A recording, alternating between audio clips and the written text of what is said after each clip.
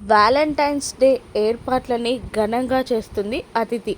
తను అన్ని ఏర్పాట్లు పూర్తి చేసి తను కూడా చక్కగా అందంగా రెడీ అయి అక్కడున్న గెస్ట్లందరినీ రిసీవ్ చేసుకుంటూ ఉంటుంది అతిథి. వచ్చిన వాళ్ళందరికీ ఒక ఫ్లవర్ అందిస్తూ హ్యాపీ వ్యాలంటైన్స్ డే అని విష్ చేస్తూ ఉంటుంది. అందులో ఒక ఫ్రెండ్ ఇలా అడుగుతూ ఉంటాడు అతిథిని, ఏంటతిథి అందరికన్నా ముందు నువ్వే వచ్చేసావు అని అతను అడుగుతూ ఉండగా, అసలు ఏర్పాట్లు చేసిందే నేను కదా అని అతిథి అనేస్తుంది.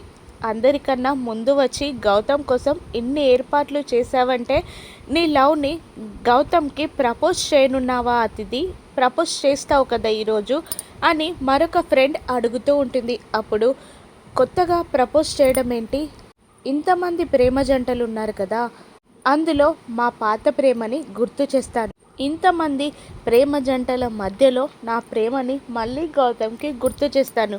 ఎలాగూ అహల్య ప్రెగ్నెంట్ కాబట్టి గౌతమ్ ఒక్కడే వస్తాడు అని సంతోషంగా చెప్తూ ఉంటుంది అతిథి. అప్పుడే గౌతమ్ కారు వచ్చి అక్కడికి ఆగుతుంది.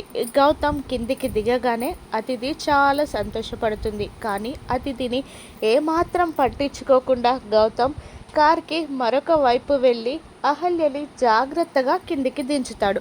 అహల్య చేయి పట్టుకొని జాగ్రత్తగా నడిపించుకుంటూ గౌతమ్ ఆ పార్టీకి వస్తూ ఉంటాడు. అహల్యని తీసుకొచ్చిన గౌతమ్ని చూసి అతిథి షాక్ అయి బాధపడుతూ ఉంటుంది. ఈ పార్టీలో అహల్యకి ఏదైనా ప్రమాదం జరగనుందా? రాను ఎపిసోడ్స్లో చూద్దాం. Thank you for watching.